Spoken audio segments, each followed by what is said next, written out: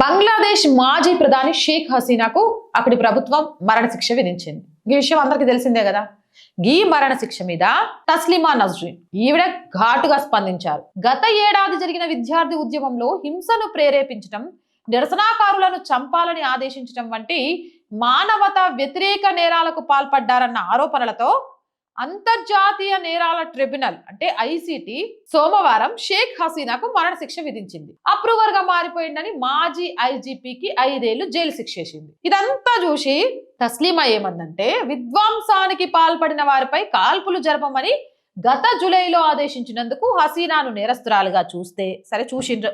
మరి ఇప్పుడు అదే పని చేస్తోంది కదా యూనస్ ప్రభుత్వం కూడా. హసీనాకు మరణశిక్ష ఇస్తున్నప్పుడు ఇప్పుడు సేమ్ యాజ్ ఇట్ ఈజ్ అదే పని చేస్తున్న యూనస్ తనను తాను ఎందుకు నేరస్తుడిగా పిలుచుకోవట్లేదు? ఆ శిక్ష తనకు తాను ఎందుకు వేసుకోవట్లేదు? బంగ్లాదేశంలో న్యాయం పేరుతో ఈ ప్రహసనం ఎప్పుడు ముగుస్తుంది అని ఎక్స్ లో ట్వీట్ చేశారు. ఈ ట్వీట్ ఇప్పుడు సోషల్ మీడియా వ్యాప్తంగా వైరల్ గా మారింది.